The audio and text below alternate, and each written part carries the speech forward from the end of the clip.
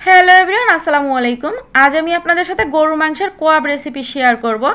আগের দিনে অনেক বেশি করে গরু মাংস রান্না করা হতো, আর আগের দিনে যেহেতু সবার বাসাতে ফ্রিজের কোনো ব্যবস্থা ছিল না, তো আমার মা ফ্রিজ ছাড়া কীভাবে এই গরু মাংসটা সংরক্ষণ করত সেই পদ্ধতিটাই আমি আপনাদের সাথে শেয়ার করব। মূলত আগের দিনের এই সংরক্ষণ পদ্ধতিটাই এখন কোয়াব নামে পরিচিত। তো গরুর মাংসের কোয়াব রান্না করার জন্য মাংসগুলোর সাইজ এরকম বড় বড় করেই নিতে হবে, কারণ ছোট মাংস নিলে এই মাংসগুলো পরবর্তীতে যখন ফ্রাই করা হবে মাংসগুলো এমনিতেই চুপসে আরও ছোট হয়ে যাবে। এজন্য চেষ্টা করতে হবে মাংসের সাইজগুলো এরকম বড় বড় করে নেওয়ার। আর সাথে করে যে চবড়িগুলো আছে দেখতে পাচ্ছেন, এই চবড়িগুলোও নিতে হবে, কারণ আজকের এই কোয়াব রেসিপি আমি আপনাদের সাথে এই চবড়ি দিয়েই শেয়ার করব।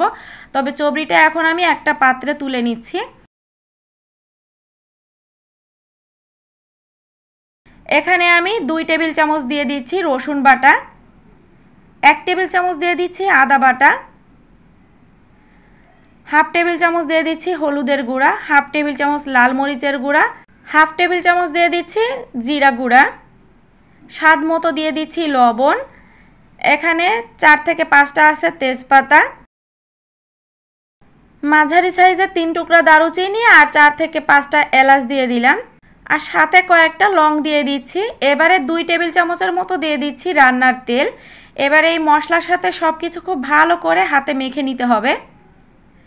মূলত গরুর মাংসের কোয়াবের ভিতরে পেঁয়াজ ব্যবহার করা হয় না, এই কারণে আমি এখানে পেঁয়াজ ব্যবহার করিনি।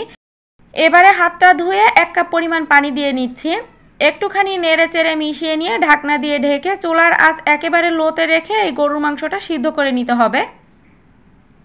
তো মাংসটা সিদ্ধ হতে থাক, এরই মাঝে যে চবড়িগুলো নিয়েছি এগুলো দিয়ে কি করব আপনাদেরকে দেখিয়ে দিচ্ছি। এই চবড়িগুলো নিয়েছি, সাথে আরও কিছুটা চবড়ি আমার ফ্রিজে ছিল গরু মাংসের চবড়ি, সেই চবড়িটাও আমি কড়াইতে নিয়ে নিলাম। এবারে ঢাকনা দিয়ে ঢেকে এই চবড়িগুলো ভালো করে জাল করে নিব।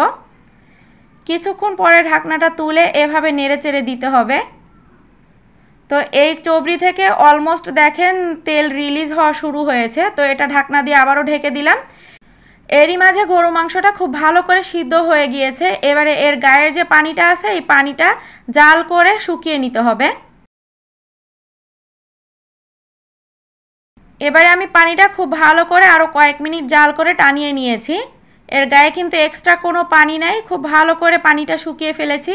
যেটা দেখতে পাচ্ছেন সেটা হচ্ছে তেল। মাংসটা হতে হতে এদিকে আমার গরু মাংসের যে চবড়িটা ছিল এই চবড়ির থেকে সম্পূর্ণ তেলটা রিলিজ হয়ে গিয়েছে।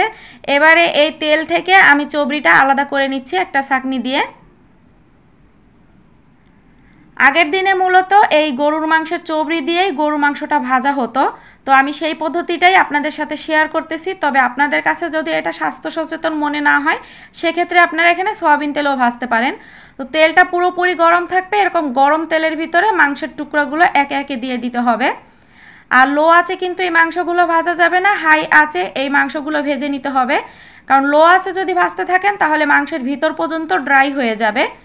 আমাদের উদ্দেশ্য থাকবে মাংসগুলো উপর থেকে ভাজা ভাজা হবে, তবে ভিতরটা সফট থাকবে। তো আমি নেড়ে চেড়ে সুন্দর এরকম কালার যখন চলে আসবে তখন এই মাংসগুলো তেল থেকে উঠিয়ে নিব।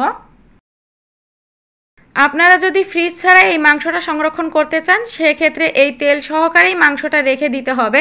তবে মাঝে মধ্যে এই তেল সহই মাংসটা আবার একটু জাল করে নিতে হবে। তো এই তো তৈরি হয়ে গেল আমার গরুর মাংসের কোয়াব। উপরটা দেখতে পাচ্ছেন কত সুন্দর একটা কালার এসেছে আর কতটা ক্রিস্পি দেখা যাচ্ছে, কিন্তু ভিতরটা একেবারে সফট। সংরক্ষণ আর কি করব বলেন, বিশ্বাস করেন শুধুই আমি এই কোয়াবগুলো খেয়ে নিয়েছি, এতটাই ভালো লেগেছে এই কোয়াবগুলো খেতে। তো আশা করি আমার আজকের এই গরু মাংসের কোয়াব রেসিপিটি আপনাদের কাছে ভালো লেগেছে। রেসিপিটি যদি ভালো লেগে থাকে প্লিজ একটি লাইক দিয়ে ভিডিওটি শেয়ার করে দিবেন। আমার আজকের এই রেসিপিটি আপনি কোন এলাকা থেকে দেখতেছেন চাইলে কমেন্টস করে জানাতে পারেন, যাতে আপনাকে ধন্যবাদ জানাতে পারি। দেখা হচ্ছে নেক্সট কোনো রেসিপি নিয়ে, ততক্ষণ সবাই ভালো থাকবেন। আজকের মতন বিদায় নিচ্ছি, টাটা, বাই বাই।